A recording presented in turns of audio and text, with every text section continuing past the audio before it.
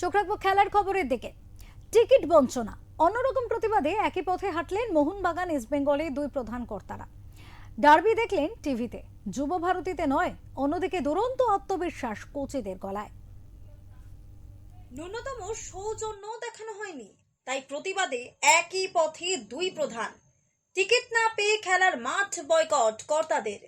ডুরান্ডের derby মানেই আবেগ, উন্মাদনা আর গ্যালারির গর্জন। কিন্তু মরশুমে প্রথম মোহনবাগান ইস্ট বেঙ্গল ডার্বিতে তৈরি হলো এক নজিরবিহীন পরিস্থিতি। যুব ভারতীতে হাজার হাজার সমর্থক টিকিট কেটে খেলা দেখতে গেলেও মাঠে দেখা গেল না দুই প্রধানের কোনো কর্তাকেই, কোনো কমিটি সদস্যকেও। সূত্র মারফত জানা যাচ্ছে, অভিযোগ ডুরান্ড কর্তৃপক্ষ ন্যূনতম সৌজন্যটুকুও দেখায়নি। মাত্র 3টি এনওসি এবং 3টি কার পার্কিং বরাদ্দ করা হয়েছে।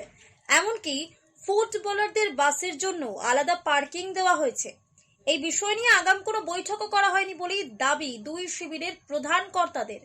তাছাড়া বহু ক্লাব সদস্য, অফিসিয়াল এবং আমন্ত্রিত অতিথিকে টিকিট দিতে না পারায় তাদের বাদ দিয়ে নিজেরা মাঠে যাওয়াকে মানবিক মনে করেননি মোহনবাগান কর্তারা। প্রতিবাদে নিজেদের ক্লাব তাঁবুতেই টিভির সামনে বসে ডার্বি উপভোগ করলেন তারা।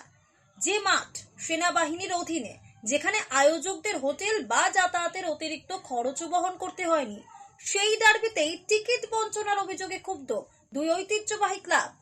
অন্যদিকে এই ক্ষোভ বিক্ষোভের মধ্যে এই ডার্বি নিয়ে সমর্থকদের মধ্যে যথেষ্ট উন্মাদনা।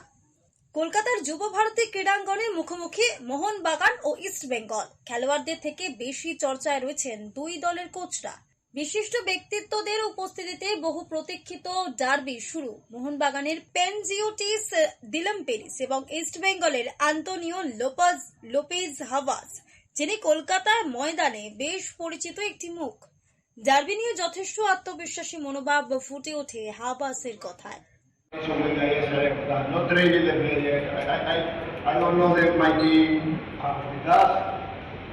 I am very angry with the score. I'm very happy with the performance of the team. We have 7-8 chances. Mohamed won and scored goal. Big difference in the second half. Evidently, the supporters have to be very happy with the score. But for me, like coach, I am very happy with the team for the performance and the behavior of the pitch.